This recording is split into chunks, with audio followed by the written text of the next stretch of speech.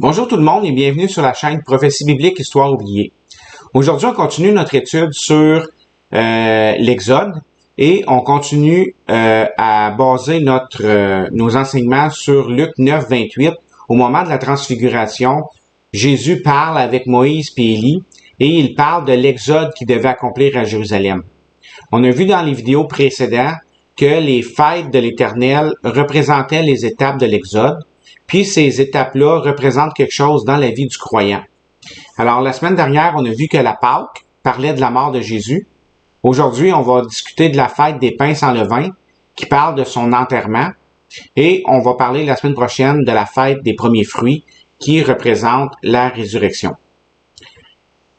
Les trois premières fêtes sont extrêmement reliées parce qu'ils sont en rapport avec les événements qui ont eu lieu lorsque Jésus est mort et ressuscité.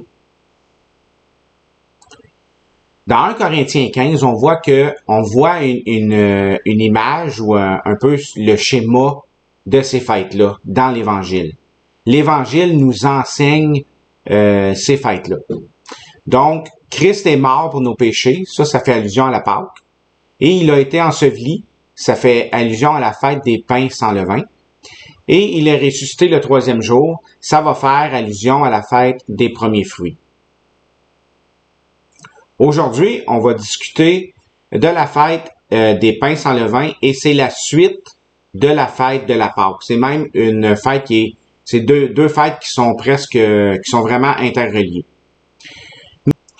Alors, Jean 12, Jésus nous instruit que le grain de blé ou le grain de froment doit mourir et il doit être jeté dans la terre.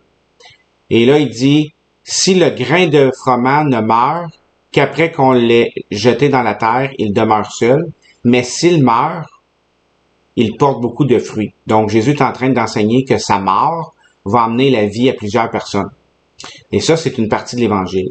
Mais il faut aussi que le grain de blé soit enseveli dans la terre. Et là, on fait allusion à la fête des pains sans levain. Cette fête-là, c'est une commémoration du jour de la sortie d'Égypte. Et elle nous enseigne sur le renoncement et sur l'enterrement de notre ancienne vie. Prophétiquement, la fête des pains sans levain nous parle de l'enterrement de Jésus, mais pour nous qui croyons, cette fête-là fait aussi allusion au baptême. Dieu, lorsqu'il va donner les instructions pour cette fête-là, il va dire, vous devez manger des pains sans levain pendant 7 jours. Et là, il va donner des instructions pour le premier jour. Il dit, le premier jour, vous allez enlever le levain de vos maisons. Alors, c'était une fête qui nous enseigne sur la purification puis l'introspection que les Hébreux devaient faire. Ils devaient enlever le levain de leur maison. Quelque chose d'intéressant aussi, c'est que la dernière journée de cette fête-là, le 7e jour de la fête, ou le 8e jour après la Pâque, selon la tradition juive, c'est un mémoire du jour où les enfants d'Israël ont atteint puis qui ont traversé la mer Rouge. Et la traversée de la mer Rouge, ça nous parle du baptême. Donc, la dernière étape de la fête des pains sans levain, c'est le baptême. Cette fête-là, elle sert à la transformation spirituelle et morale des Hébreux. Eux, ils avaient accepté la délivrance de Dieu par le sacrifice de l'agneau lors de la Pâque. Mais là, maintenant, Dieu veut leur enseigner qu'ils doivent enlever la levure de leur vie. La levure, c'est un symbole du péché. Donc, manger du pain sans levain, ça signifie que le croyant va démarrer une nouvelle vie sainte, puis qu'il doit s'éloigner du péché. Jésus a accompli la fête des pains sans levain parce que lui, c'était le sacrifice parfait. Lui, il avait vécu une vie sans péché, donc sans levain. L'enlèvement du levain, puis la consommation de pain sans levain, sont une image pour nous de la nouvelle vie pure, de ceux qui sont purifiés, puis qui ont été rachetés par l'agneau de Dieu. En mangeant du pain sans levain, les Hébreux se rappelaient qu'ils avaient quitté l'Égypte à la hâte. Ils avaient quitté leur ancienne vie d'esclaves d'une façon vraiment empressée. Pourquoi Jésus représente la fête des pains sans levain? Premièrement, à l'époque de Jésus, quelqu'un qui mourait de la mort d'un criminel il était pour recevoir l'enterrement d'un criminel. Mais ça n'a pas été le cas pour Jésus. Jésus a honoré Jésus en lui donnant la tombe d'un homme riche. C'était une déclaration de Dieu à son égard qui prouvait son innocence. Jésus, il est pas mort pour ses propres transgressions. Il est mort pour les nôtres. C'est nous qui étions coupables, c'était pas lui. Nous, on est sous la malédiction du péché d'Adam parce qu'on a nous-mêmes péché. Puis que le salaire du péché, c'est la mort. Mais Jésus, lui, avait pas péché. Donc, la malédiction du péché ne pouvait pas l'atteindre.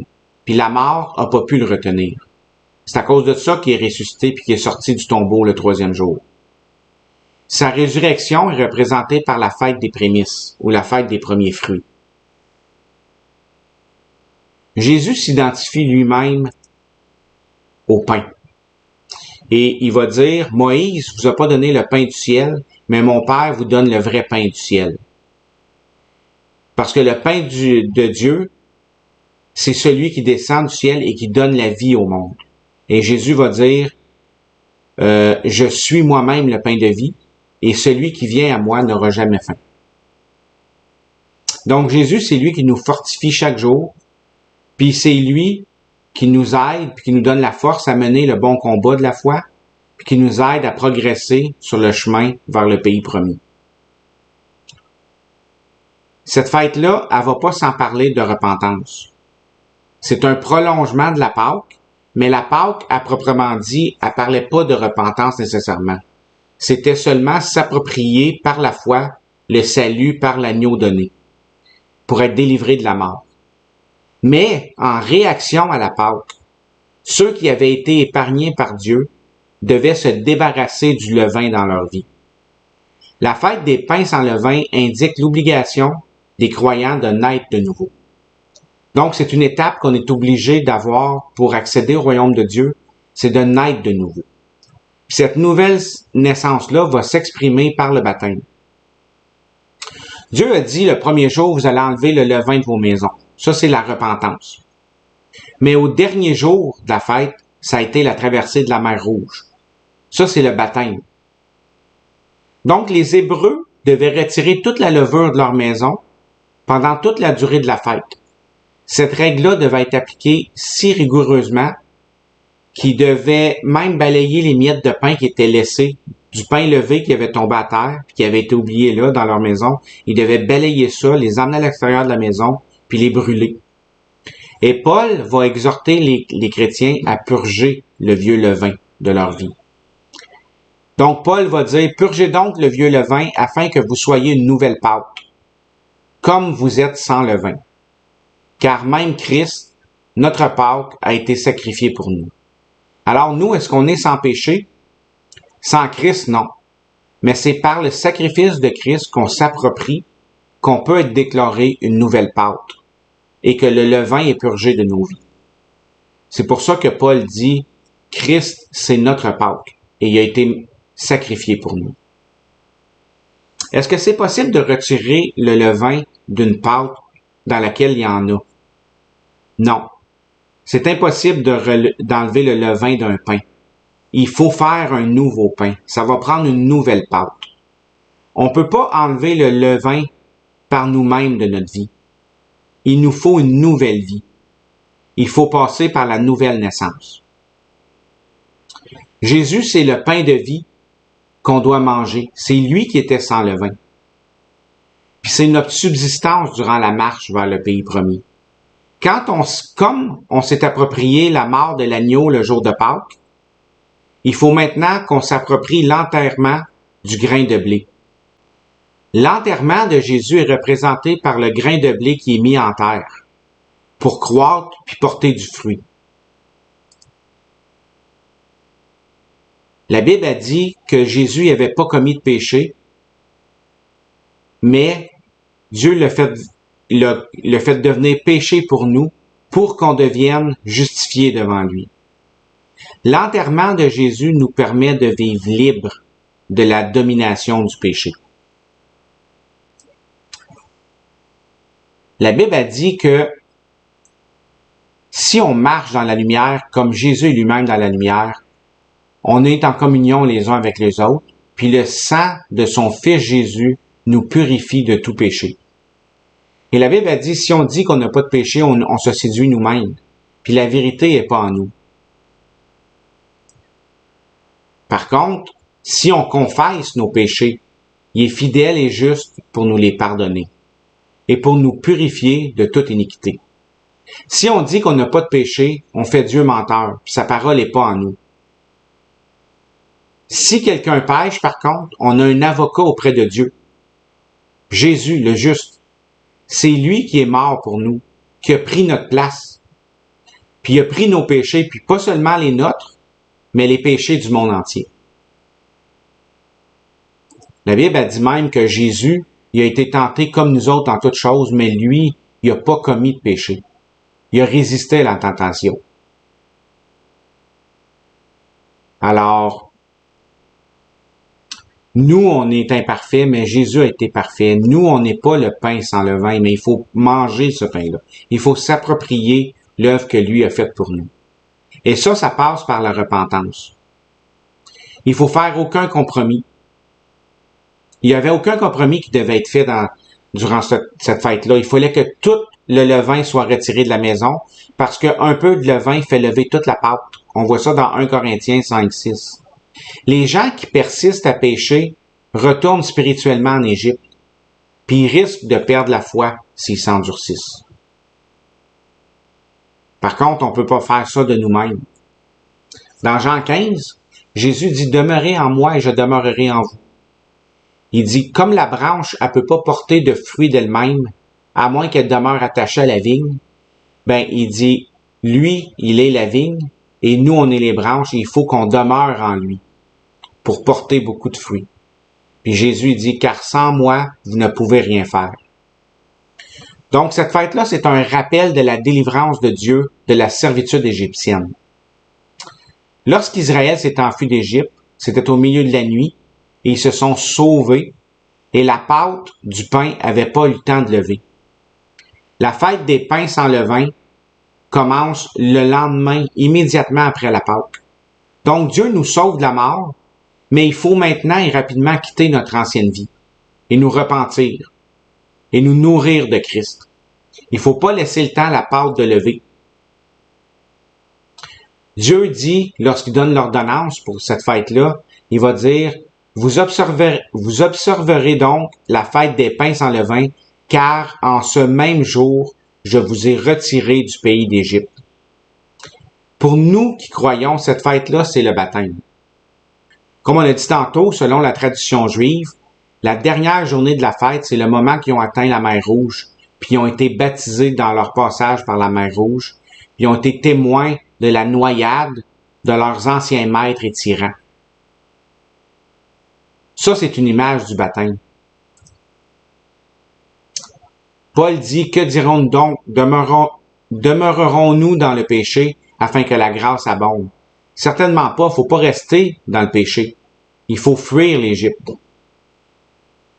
Nous qui sommes morts au péché, comment vivrions-nous encore en lui? Ne savez-vous pas que nous tous qui avons été baptisés en Jésus-Christ, nous avons été baptisés en sa mort?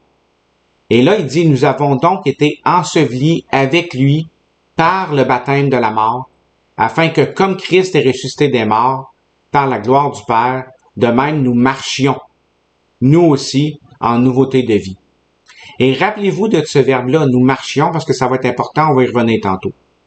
Donc, on est mort avec Christ, ça représentait l'agneau pascal, mais on est aussi enseveli avec Christ par le baptême.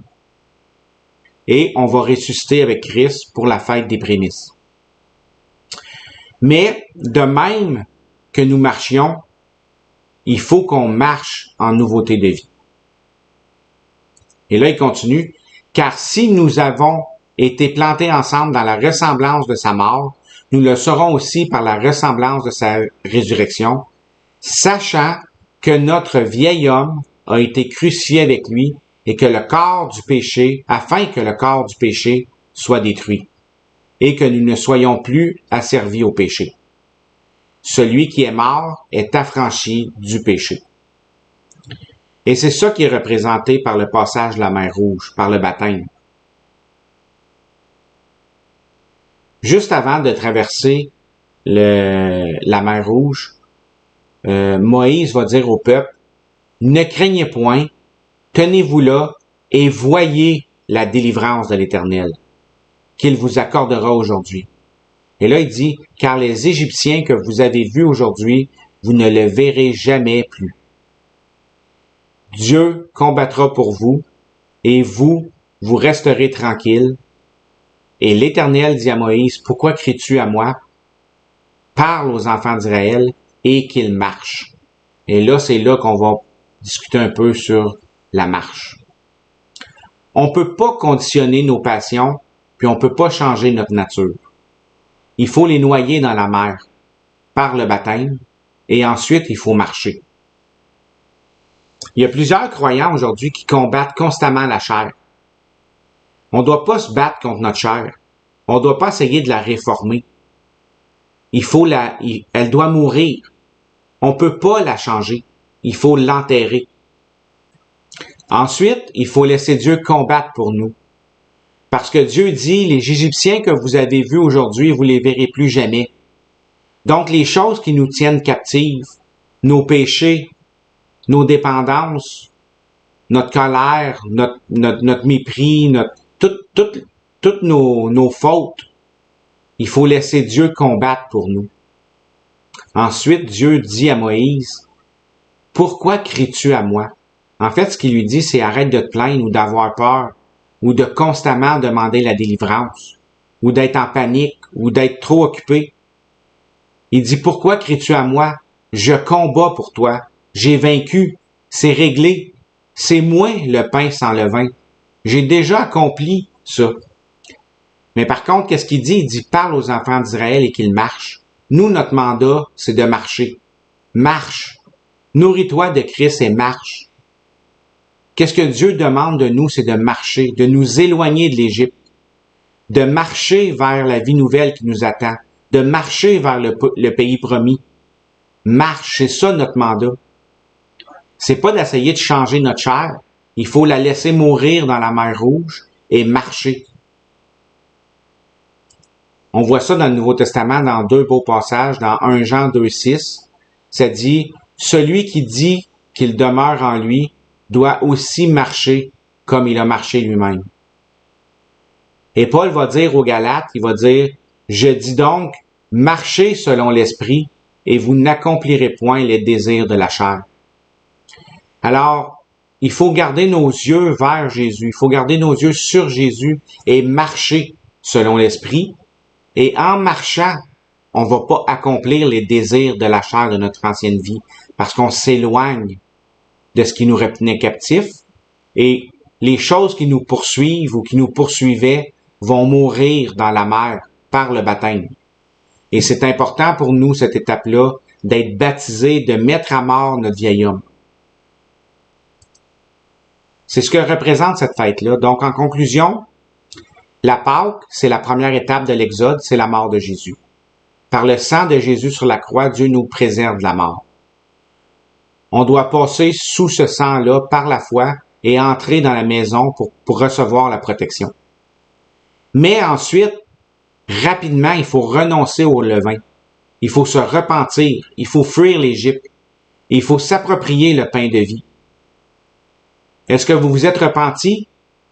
Oui, bon ben maintenant, quittez l'Égypte qui vous rend esclave. Dieu va vous guider, il va vous soutenir. C'est lui le pain sans levain. Et l'esclavage qui va vous poursuivre, les choses qui vous poursuivent dans votre vie, cette fête-là représente aussi à la toute fin que ces choses-là vont périr dans la mer par le baptême.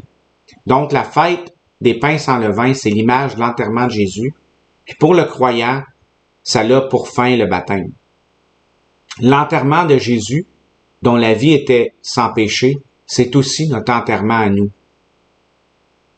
Donc, on est vraiment revenu à l'Évangile tel que prêché au commencement. Croyez en l'œuvre de la croix, repentez-vous et soyez baptisés. Et je vous exhorte à considérer ces étapes-là et à vous poser la question, si ces choses-là ont été réglées dans votre vie? Avez-vous cru à l'œuvre de la croix? Si oui, vous êtes-vous repenti? Si oui, maintenant faites-vous baptiser, enterrez votre vieille vie. Enterrez les choses qui vous tiennent captifs. Passez par la nouvelle naissance. La semaine prochaine, on va voir la fête des premiers fruits ou la fête des prémices. C'est la résurrection de Jésus. On va voir qu'est-ce que ça signifie, ces choses-là, dans la vie du croyant. On va en discuter dans le prochain vidéo. Je vous remercie d'avoir été là. Soyez bénis. Merci.